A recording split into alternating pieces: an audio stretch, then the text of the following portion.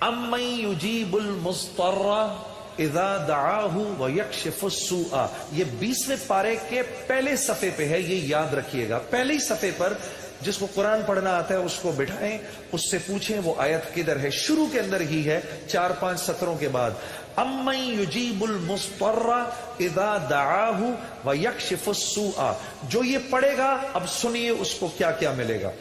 سب سے پہلے کہ اس آیت کو جو ہر نماز کے بعد پڑھے گا، اس کے بعد اگر وہ دعا کرے گا اللہ رب العزت فی الفور اس کی اس دعا کو قبول فرمائیں گے،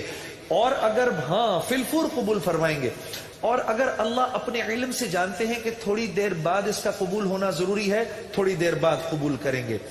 اس ورد کا کرنے والے کی اولاد کو اچھے رشتے ملیں گے۔ جو اس ورد کا اہتمام کرے گا ہر نماز کے بعد ایک دفعہ، اس کو یا اس کی اولاد کو اللہ اچھے رشتے دے گا۔ اس ورد اس آیت کے پڑھنے والے کو جب یہ کسی مشکل میں پھنسے گا، اور اگر اس کی زبان سے اس وقت نکلا، جب آپ سے موبائل چھیننے آتا ہے نا کوئی،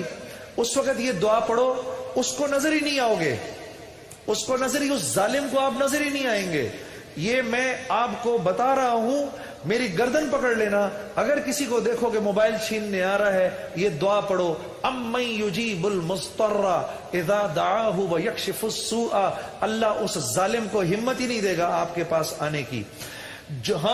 اور اگر کوئی غم مسلسل 6-7 دنوں سے آپ کی طرف متوجہ ہے، کوئی خوف یا کوئی غم آپ کی طرف متوجہ ہے، ماں باپ میں سے کسی کا انتقال، بھائی بہنوں میں سے کسی کا انتقال، اولاد کی طرف سے کوئی غم مل رہا ہے، اس کا ورد بڑھا دو، اول آخر 11 دفعہ درود شریف پڑھ کر اس کو